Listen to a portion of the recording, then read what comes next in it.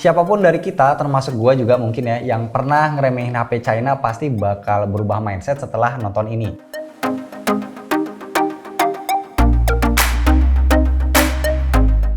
Ini adalah HP China yang secara kualitas dan teknologinya bisa bikin minder HP keluaran US ataupun Korea. Gak usah ngomongin teknologinya dulu deh, dari penampilannya aja nih ya. Kita udah disajiin penampakan yang beda. Kalau nggak salah ingat, ini adalah HP kedua Xiaomi yang punya motif transparan. Yang pertama itu kalau nggak salah Mi 8 Explorer Edition. Gua nggak bisa bilang ya kalau desain ini adalah yang terbaik, tapi at least nawarin feel yang beda. Dan ini penting ya di tengah banyaknya HP dengan desain yang mirip satu sama lain. Ya kalau buat gua sih HP ini kece. Feel premium makin terasa pas megang HP-nya ya, karena beratnya ini nyampe 221 gram. Level premiumnya bisa disejajarin sama Note 20 Ultra ataupun Huawei P40 Pro Plus. Dan nggak bisa dipungkirin ya, kalau lengkungan di backdoor dan juga layar di HP ini itu berandil besar ngedongkrak kemewahannya. Saking mewahnya, kita bakal takut kalau bentaran aja nggak pakai casing. Gue pun begitu ya, makanya udah langsung gue pakein casing dari awal. Secara dikasih juga ya, gratis di dalam paket penjualannya. Nah sebenarnya di depan dan juga belakang Mi 10 Ultra udah ada Gorilla Glass-nya. Yang depan itu versi 5, yang belakang versi 6. Tapi sayangnya kalau urusan IP rating ini masih belum juga dikasih. Ya intinya sampai sekarang belum ada satupun HP Xiaomi yang tahan air. Di atas ada mikrofon dan infrared blaster, di kanan itu ada volume rocker sama tombol power. Posisinya agak ketinggian sih ya kalau menurut gua. Kalau di bawah ada grill speaker, USB-C sama slot SIM tanpa slot micro SD. Mi 10 Ultra punya layar 6,67 inci, which is ini gede ya, puas dilihatnya. Di pojok kirinya ada punch hole kecil, pinggiran kiri dan kanannya itu seksi, ada lengkungannya, dan soal kualitas gua sih puas banget ya. Maklum gua agak trauma sama layar OLED, apalagi yang refresh rate-nya tinggi, karena itu sering tint ataupun shadow. Tapi di Mi 10 Ultra ini so far aman banget. Tampilan layarnya cakep banget ya, sekelas Note 20 Ultra ataupun OnePlus 8 Pro. Buat nonton video remang atau gelap itu masih nyaman ya, nggak ada noise. Xiaomi juga ngasih opsi buat milih kalibrasi warna layarnya lewat display setting. Dan jangan lupa, Mi 10 Ultra juga udah support 120 Hz, bikin kita tambah bahagia selama pakai HP ini. Kita baru akan bisa ngerasain gimana bagusnya layar Mi 10 Ultra ketika nonton konten yang mendukung. Gampangnya ya nonton video HDR aja. Nah terus bandingin sama HP flagship lain. Mungkin nggak akan terlalu kelihatan ya kalau di kamera, tapi kalau lihat langsung itu berasa bedanya. Karena layar Mi 10 Ultra ini bisa nampilin sampai 1 miliar warna. Yang makin bikin gua betah lihat layar Mi 10 Ultra itu karena ada always on display yang desainnya itu cakep-cakep. Gak cuma jam doang sih, bisa juga nampilin teks ya kalau mau. Misal kayak kata-kata mutiara, doa, atau mungkin mau pajang nama gebetan juga boleh. Terus gimana dengan fingerprintnya, responsif apa bolot?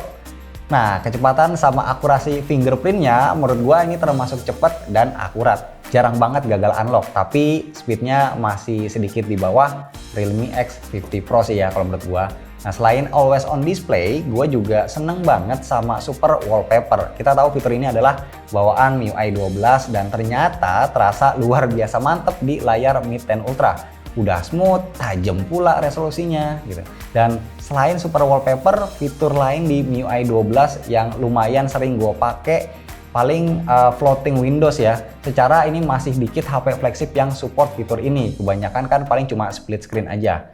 Selebihnya gue fun-fun aja pakai MIUI 12 di Mi 10 Ultra. Gue enjoy sama pilihan icon-iconnya, dan apalagi pas gue aktifin dark mode, HP ini makin kelihatan cakep ya karena warna hitam yang ditampilin itu solid atau pekat banget. Satu hal yang paling bikin HP ini beda dari HP Xiaomi lainnya adalah iklan. Yes, gua nggak sekalipun nemuin iklan terselubung. Pokoknya bener-bener bersih, clean, nyaman.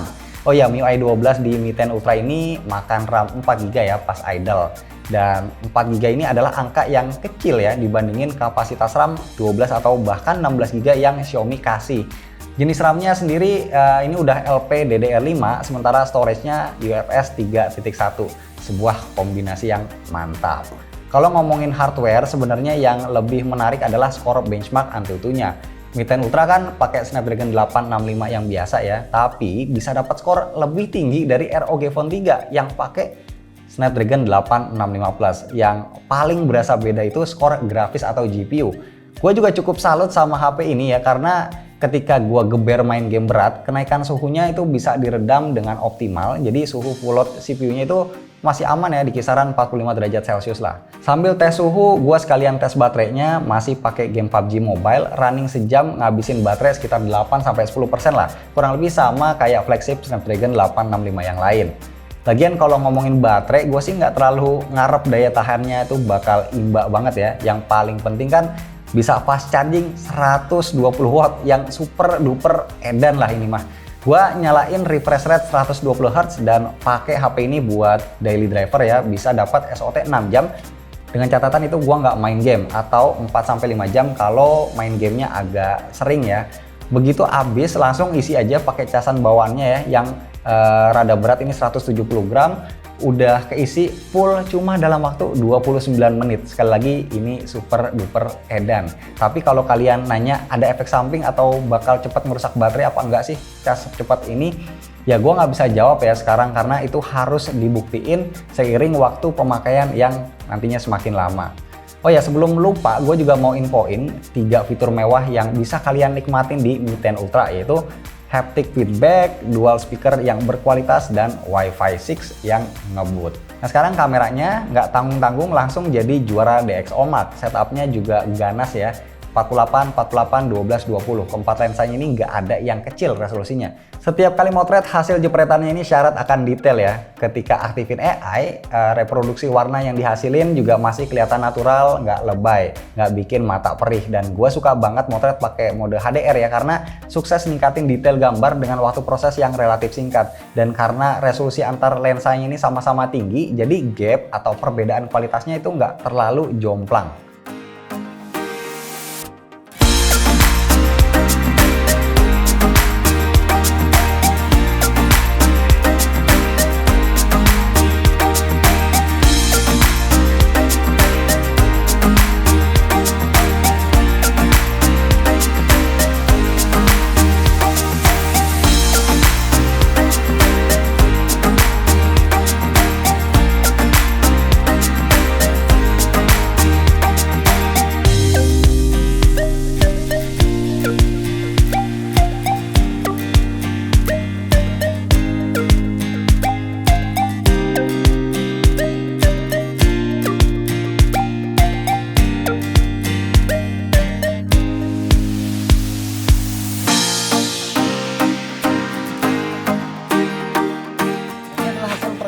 Kamera utama dari Mi 10 Ultra ini langsung pakai resolusi yang paling tinggi ya buat ngetesnya, 4K 60 fps, biar langsung ketahuan sebagus apa sih kualitasnya. Dan ikutin gua aja nih, langsung lari ya. Oke. Ya, panas-panas nih. Yang kenceng dong larinya. Cukup. Nah kalau yang ini adalah lensa ultrawide-nya, tapi resolusinya mentok cuma di 4K 30 fps aja, jadi nggak bisa 60 fps.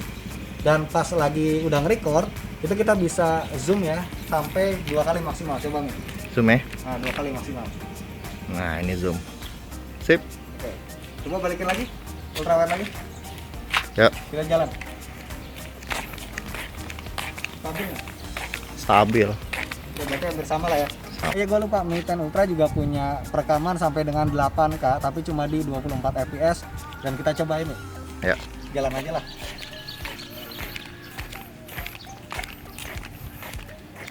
Stabil nggak kelihatannya? Kelihatannya stabil sih. Lumayan lah ya. Coba lari. Nah ini kalau seandainya kita pakai kamera depan Mi 10 Ultra buat ngevlog, hasilnya kayak gini ya.